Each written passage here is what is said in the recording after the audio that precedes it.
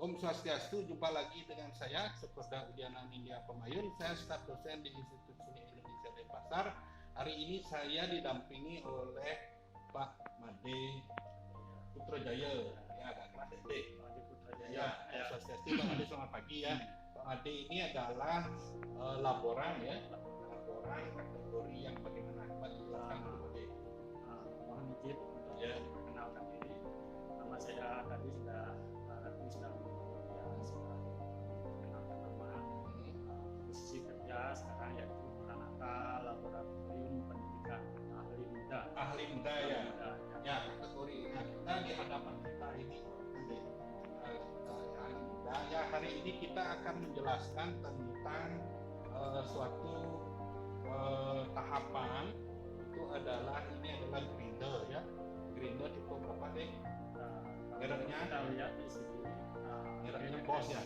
Bosch RS 5.100. Nah, kemudian yang ini adalah grinder pemotong. Ya. Nah, hari ini saya akan berdiskusi dengan Pak Ade hal-hal apa yang mesti harus dipahami ketika melakukan sebelum melakukan sebuah proses praktek itu adalah ya. Nah, baiklah demikian kita akan saksikan dalam proses selanjutnya.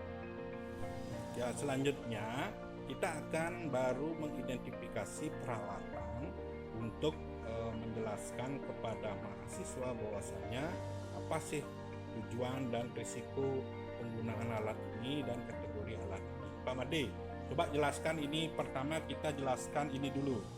Apa namanya mata gerinda ini? Apa namanya? Ini apa namanya Pak Made? Resibon pemotong. Resibon pemotong. Jelaskan sedikit Pak Made. Mereknya ini adalah BWS. Jadi ini khusus untuk memotong besi, plat besi atau batang besi seperti itu. Terus di sini juga ada ukuran di sini. Jadi 105 kali 1,2 kali 16. Di sini bisa kita identifikasi alat pemotong. Nah, alat ini khusus untuk memotong apa Pak Made? Ini umum di dalam bekerja kita menggunakan untuk memotong besi, kemudian keramik, mungkin bahan metal yang lain. Baik Pak Made, di hadapan kita ini adalah grinder merek Bosch ya Pak Made ya? Betul. Ya betul, ini milik negara ya? Betul. Betul, ada kode serinya. Pak Made coba identifikasi sedikit tentang alat di hadapan kita ini kategori berapa di dalam laboran?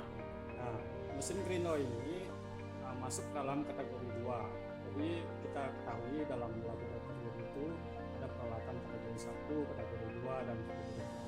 Jadi kategori 2 itu masuk dalam identifikasi peralatan yang mengandung risiko penggunaan.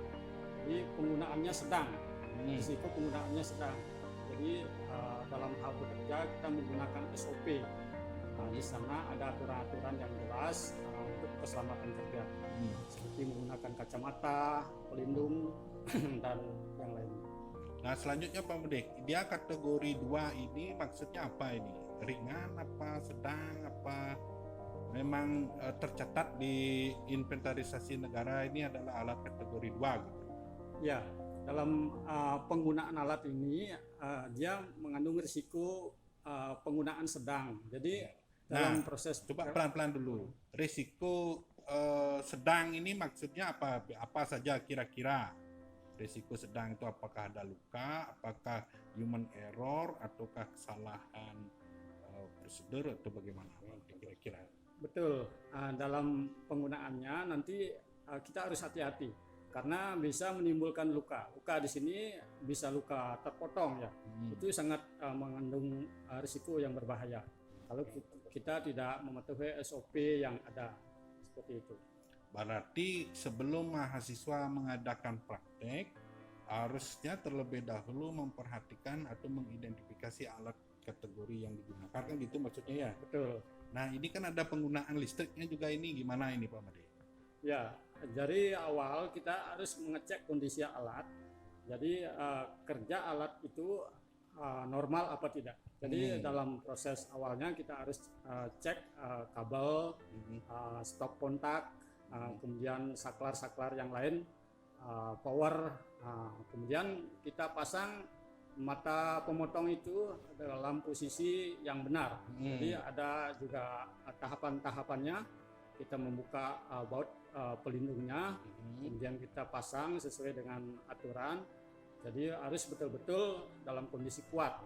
Untuk memastikan kekuatannya, kita bisa tes putarannya, apakah kondisi normal apa tidak, seperti itu. Baik Pak Made, dalam praktek ini ya kita kan baru memulai membuka sebuah tahapan atau proses untuk identifikasi peralatan dalam penggunaannya di lab Institut Seni Indonesia Denpasar. Kan begitu nih Pak Made ya? Betul ya. Nah, ini adalah alat kategori 2 yang telah disampaikan tadi, itu adalah identifikasi dan standarisasi penggunaannya. Nah, kemudian risiko yang lain, nah, kira-kira apa yang belum terbayang gitu kira-kira? Ya, tadi sudah sedikit saya jelaskan, mungkin untuk lebih detailnya, karena kita bermain dengan mesin yang tentu menggunakan listrik sebagai power. Jadi risiko yang lain itu adalah bisa tersengat aliran listrik. Jadi kita harus betul-betul memperhatikan kondisi kerja kita. Satu, kita harus mempunyai ruang yang leluasa untuk bekerja, tidak ada genangan air. Tentunya hal ini kalau ada genangan air itu sangat berisiko untuk menjadi rambatan aliran listrik yang membahayakan penggunanya. Baik. Ini konten pembuka tentang identifikasi peralatan ketika mahasiswa akan mengadakan sebuah praktek. Ya, tujuan konten ini adalah untuk di awal pendidikan sebelum melakukan praktek, karena praktek itu bagi saya selaku staf dosen harus dijelaskan oleh ahlinya. Ya, kebetulan ini Pak Made-nya ahlinya, kita akan lebih mengorek lebih dalam lagi tentang peralatan tipe 2 ini ya. Pak Made, di sebelah gerinda itu kan ada kunci ya. Kunci apa itu Pak Made? Nah, kunci itu adalah alat untuk membuka mata gerinda yang nanti kita akan pasang, dan sekaligus selesai bekerja kita akan membuka kembali. Jadi kunci itu adalah fungsi dari alat itu. Ya, baik. Berarti itu standar penggunaan ya. Itu tidak boleh lepas dari alat ini ya. Nah, tiga alat ini yaitu gerinda, mesin gerinda, kemudian mata bor, itu baru satu dijelaskan oleh Pak Made ya. Nah, selanjutnya akan diperagakan di konten berikutnya tentang tipe-tipenya ya, tipe-tipe ini apa namanya yang benar ini Pak Made? Mata gerinda ini ternyata banyak jenisnya, sedangkan fungsinya juga banyak ya, kemudian tipe gerindanya juga banyak, dan bagaimana prosedur pemasangan yang benar, pengolahan yang benar, itu akan menjadi sebuah konten pendidikan sebelum melakukan praktek di studio ya Pak Made ya. Nah, coba jelaskan namanya yang lengkap Pak Made sama jabatannya. Saya Pranata Laboratorium Pendidikan di Ahli Muda. Di Ahli Muda ya.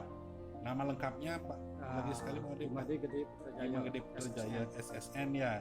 Sedangkan saya adalah Dr. Cokorda Udiana Nindya Kumayan, staf dosen di Institut Seni Indonesia yang membidangi bidang seni patung. Ya, demikian dari saya. Harapan saya bahwasanya sebelum melakukan sebuah praktek, identifikasilah peralatan dengan baik dan benar, karena kesalahan dalam mempraktek di lapangan itu akan memberikan risiko yang tinggi, kan gitu ya. Nah, sekarang Pak Made, apa harapan Pak Made ini atau hal-hal yang bisa disampaikan, ditekankan dalam identifikasi alat? Kita baru identifikasi ini Pak Made, belum kita mencocok-cocokkan, ini baru identifikasi sebagai pembuka awal. Kira-kira gimana sarannya? Ya, mudah-mudahan dengan konten ini pemirsa siapapun, termasuk mahasiswa ini ya, termasuk mahasiswa di Indonesia di laboratorium atau mungkin di luar, konten ini betul-betul bisa membantu dan mengedukasi dalam proses praktek.